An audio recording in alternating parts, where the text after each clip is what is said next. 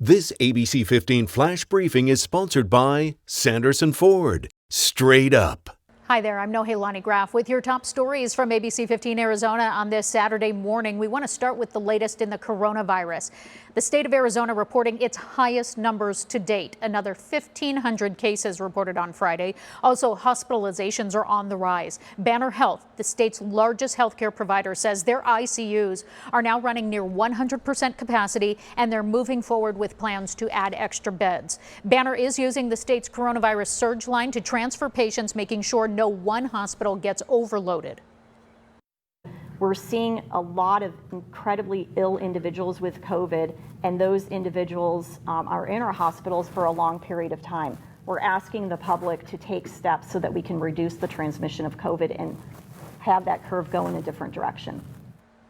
And we've heard those precautions for months now, but they are underlining the need to wash your hands, social distance, wear a mask in public, and stay home if you are sick.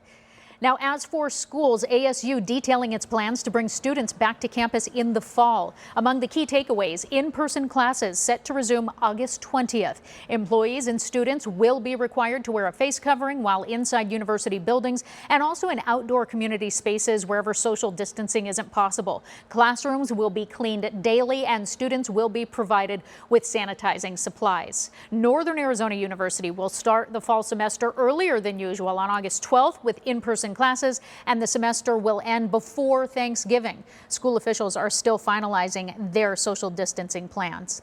Scottsdale Fashion Square is blocked off with barricades this weekend as police and National Guard soldiers prepare for any potential protest. The statewide curfew starts each night at 8 o'clock and ends at 5 o'clock the next morning.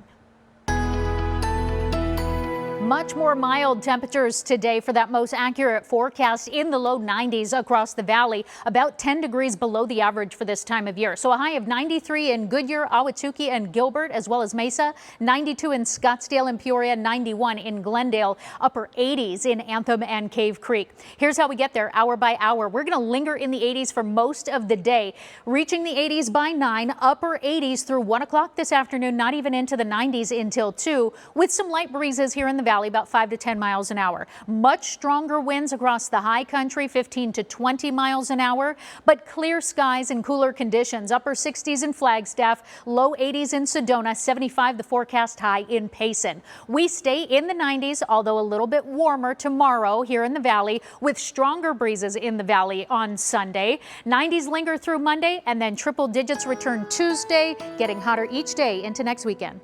We're always updating the latest headlines, weather, and traffic on ABC15.com, or you can take it to go with our free ABC15 app. Make it a great day. This ABC 15 Flash Briefing is sponsored by Sanderson Ford. Straight up.